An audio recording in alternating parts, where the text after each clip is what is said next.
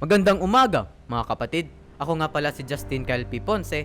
Ngayon, tatalakayin natin ang Kabanata 14. Sa kabanatang ito, binisita ni Piloso Potasio ang libingan ng kanyang asawa, habang si Ibarra ay dumalaw din sa puntod ng kanyang ama.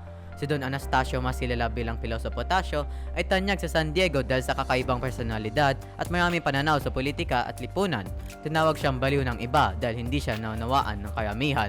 Nagmula si Tasio sa isang mayamang at matalinong pamilya. Sa kabila ng pagtutol ng kanyang ina sa kanyang pag-aaral at pag-asawa, pinagpatuloy pa rin ni Tasio ang kanyang buhay sa pagbabasa ng libro. Sa gitna ng paparating na bagyo, hindi nawawala ang kakaibahang kakasiyahan sa mukha ni Piloso Potasio. Nagbigay siya ng matalinghagan niyang opinyon sa iba't ibang bagay tulad ng bagyo at kidlat. Nang magpunta siya sa simbahan, ay nakita niya ang magkapatid na sakristan at binili na umuwi na dahil naghanda ng espesyal na hapunan ang kanilang ina. Nakarating din siya sa bahay ni Don Filipo at Aring Dore. Napag-usapan nila ang pagbabalik ng binatang si Ibarra pati na rin ang ama nito. Ang kanilang pag-uusap ay nauwi naman sa purgatorio.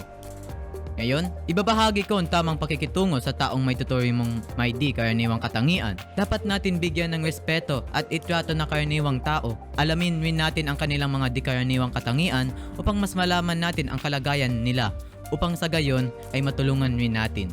At dito na nagtatapos ang ating video na ito. Maraming salamat sa inyong pakikinig. Paalam!